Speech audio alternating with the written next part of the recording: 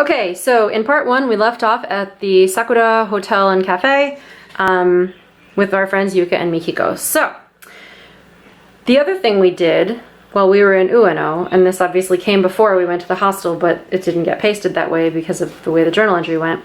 We went to the Ueno Toshogu Shrine, which is really, it's a beautiful, hold on, let's see, there's pictures of it, well, just a couple in here. It's got all these stone lanterns, which are really neat. Oh, here's a layout of what it looks like. So the zoo's kind of over here, and then you go through the gate, and there's all these stone lanterny things, and then the main shrine is here. And then you can buy like little things. And I did buy, I forget what it's called, but luckily I wrote it down, an ima, to write a little prayer on, and then I hung it up.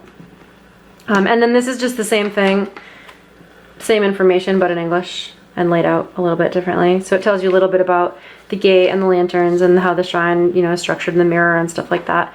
And then this guy comes from a sticky pad that I found at Loft. There are a bunch of different dudes. There's like a doctor looking dude and a hippie looking dude and a guitarist looking dude and all these different dudes. But the guy with the glasses, I am a Megane lover through and through. I love Asian dudes in glasses. So that guy right there, total win.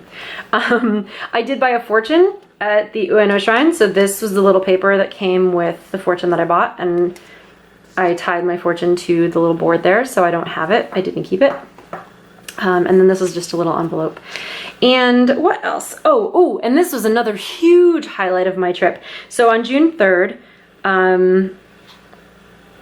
I went to Uguisu, the little shop, and I met Hiki, who I have bought things from online, and I follow her on Instagram, and I follow her shop on Instagram. But it was so cool to meet her. And the shop is in this little teeny tiny apartment in Roppongi, and it's so adorable. Like, I could barely turn around in there, but I was so comfortable. It felt so like right at home, and it was just the neatest little shop and such a cool experience to find my way there and to meet Hiki and to see the place and to actually pick up with my hands the things that I've looked at online a million times.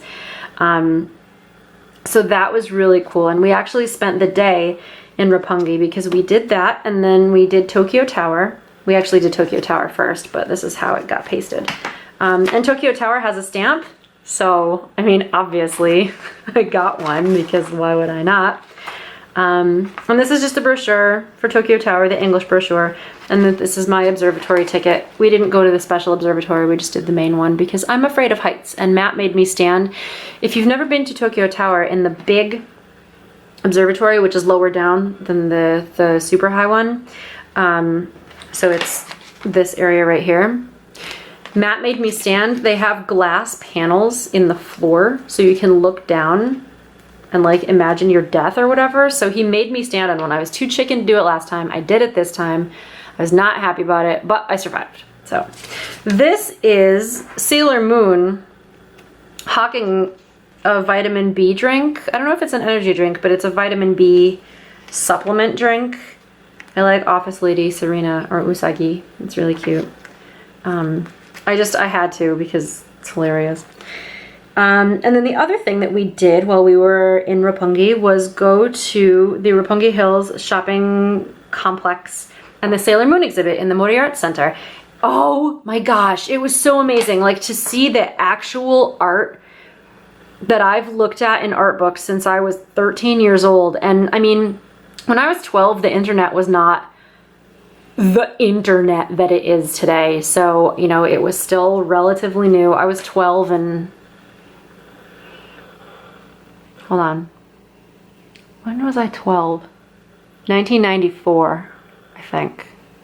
Anyway, close enough. So I'm kind of old, but when I was 12 years old, in the early 90s, the internet was not the internet. Like, it was a bunch of alt pages or whatever. And it just... I would scour, you know, like Angel Fire, or Angel Cities, or whatever the heck those crappy old website engines were. People would put up pictures that, I don't know, God knows where they found them.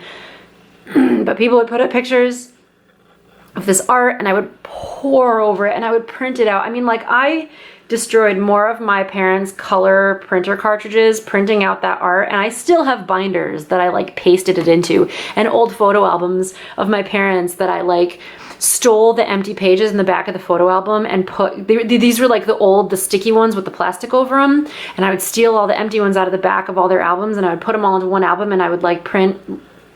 Anyway, these are the days before the internet, people.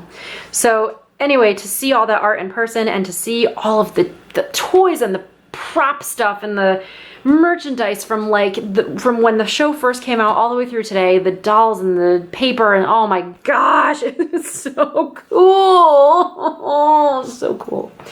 Anyway, and then everything is gonna sound like not as cool after that, but I went to Nekobukuro, which is on the top floor of the Ikebukuro Tokyo Hands, and it's just a room where you pay 1,100 yen to hang out.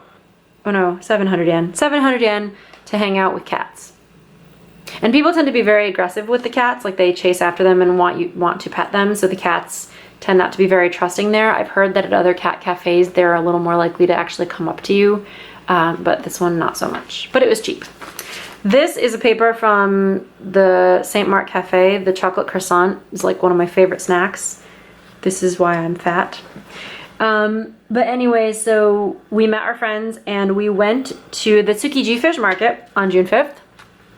And it was so cool. Like, I've never seen so much fresh fish in one place. And it's like the Tsukiji fish market, which I didn't really know, and it makes sense, but I had never really thought about it.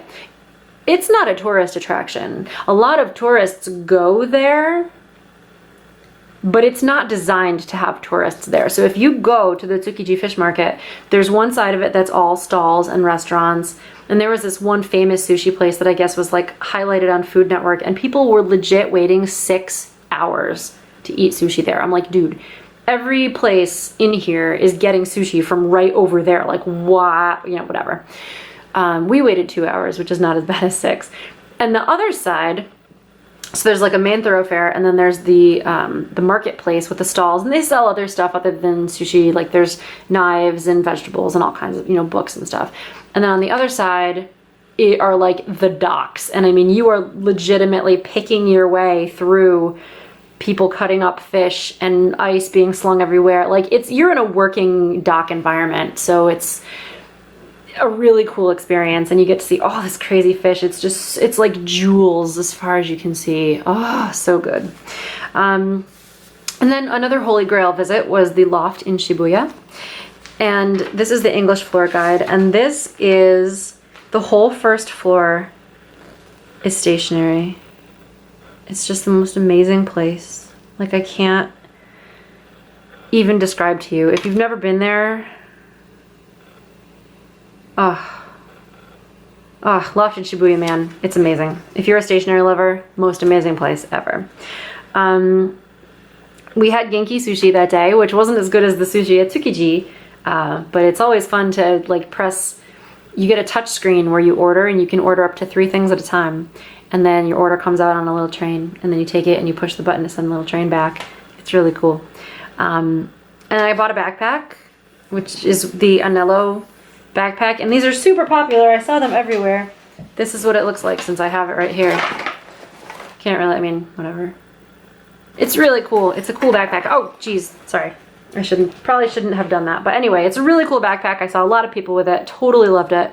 And I picked it up, which was exciting because having a backpack in the city is so much easier than having a purse if you carry planners and stuff like me. Then what else did we do? I got some Etuse BB products, which I love this makeup, it turns out. I love it. I love the skincare, I love the makeup. It's really, really cool and pretty cheap.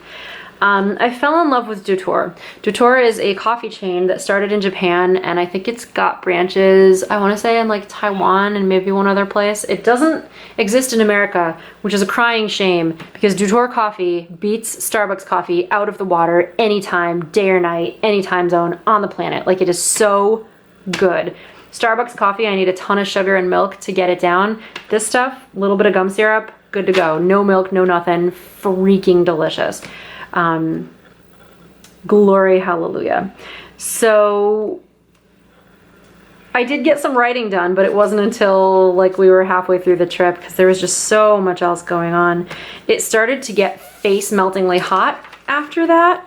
A couple more highlights. We went to the Pokemon Center again, and I got a Froakie and a Chespin because they're adorable. I got a shampoo bar at Lush because I started running out of shampoo.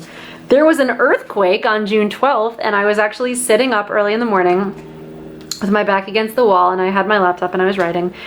And all of a sudden it felt like, and the wall that my back was against was the outside wall. So we were on the closest apartment unit to the street. And I had my back on the wall that faced the street.